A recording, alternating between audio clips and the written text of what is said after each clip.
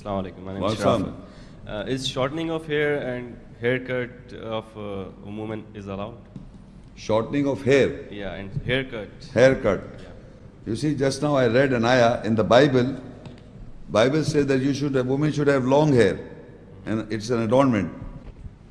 According to Good News Bible, Jews and Christians faith, 1 Corinthians 11 and verse 5, and any woman who prays or proclaims God's message in public, worship with nothing on her head, disgraces her husband. There is no difference between her and a woman whose head has been shaved. You look here very carefully, the headgear comes. The headgear. Any woman, this is a biblical law for the Christians and the Jews, and you will look the nuns. Nuns and the sisters in the Christian world wears a headgear. Wears a headgear.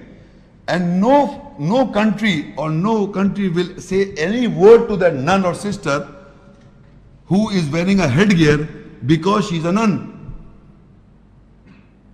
It says, because they can show in the Bible, any woman who prays or proclaims God in public worship with nothing on her head disgraces her husband.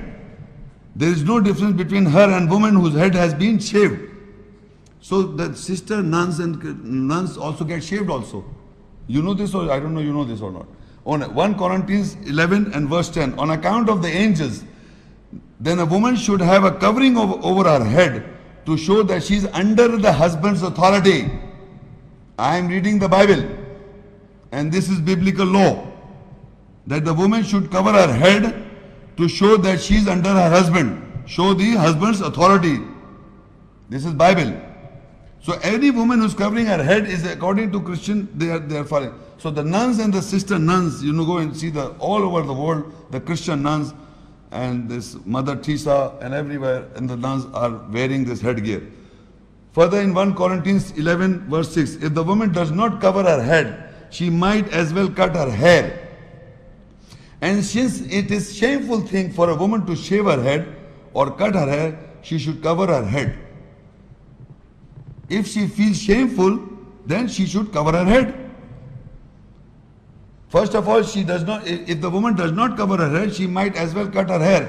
And since it is shameful, then for a woman to shave her head or cut her hair, she should cover her head. If the woman feels shameful when she has shaved her head and feels shameful, she should cover her head. And further, 1 Corinthians 11 verse 15, but for a woman it is a thing of beauty, her long hair has been given to her to serve as a covering. You know this long hair business? Women should have long hairs. Where did you get the idea? Bible says women should have long hairs, big long, and mine one is more bigger than yours, and this line silky hairs, big long hairs. Allah says, but Allah astaghfirullah, Allah says, Bible says, but for a woman it is a thing of beauty, her long hair, and has been given to her to serve as a covering. They can cover themselves by big hairs. You understand this? So this is a comparison that headgear is a biblical or a Christian or a Jew belief, and it is practiced by the nuns and the Jewish religious women. So now there is an ayat in the Quran, Surah Al-Baqarah 2:196 ayat. There is an ayat in the Quran which says, Baqarah 2:196, وَأَتِمُّوا الْحَجَّ وَالْعُمْرَةَ لِلَّهِ فَإِنْ أُحْصِرْتُمْ فَمَا اسْتَيْسَرَ مِنَ الْهَدْيِ وَلَا تَحْلِقُوا رُؤُوسَكُمْ حَتَّى يَبْلُغَ الْهَدْيُ مَحِلَّهُ, and complete Hajj and Umrah for Allah. But if you are prevented, then send and sacrifice as you may find, a hadiyah, a gift. And do not shave your head until the offering reaches the place of sacrifice, until the hadiyah reaches the place of sacrifice.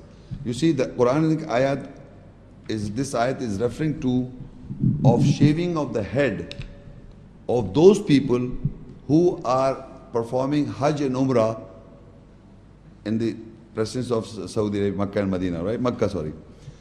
in Hajj also and Umrah also. So ayah says that you do not shave your head, you do not shave your head until the hadiyah reaches its place of sacrifice.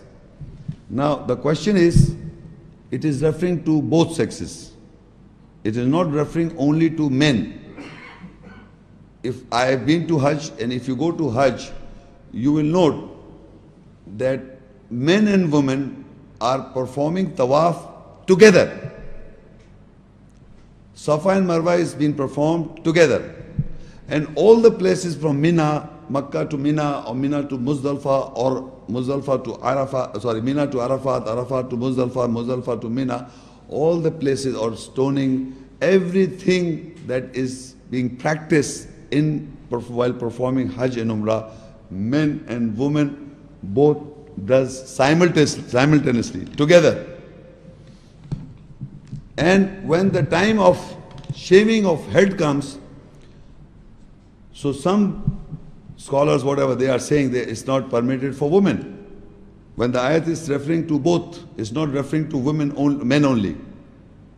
So it's very simple and straightforward that all men and women should shave their heads if they are performing Hajj. So if you or me are going against this ayah by not shaving it, so we are going against the Quranic ayah.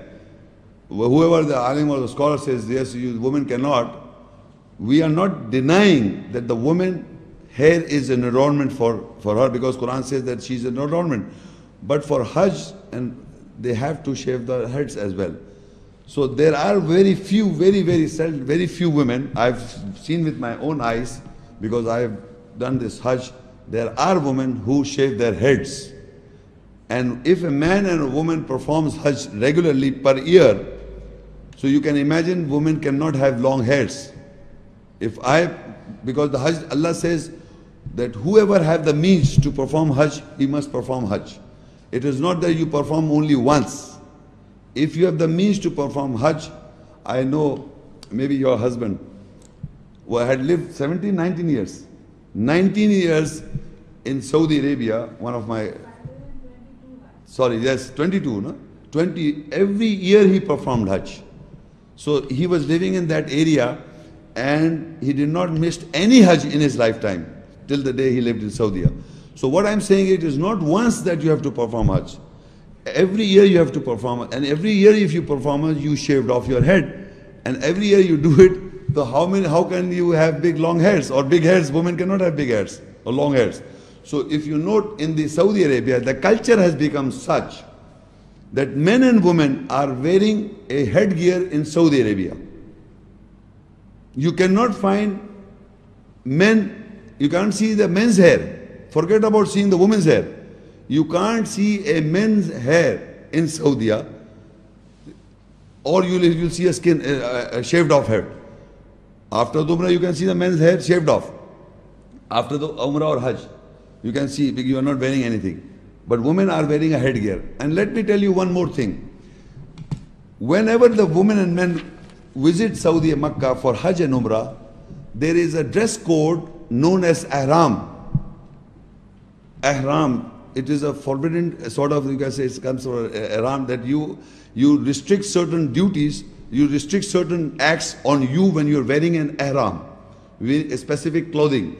For men, that is two cloths.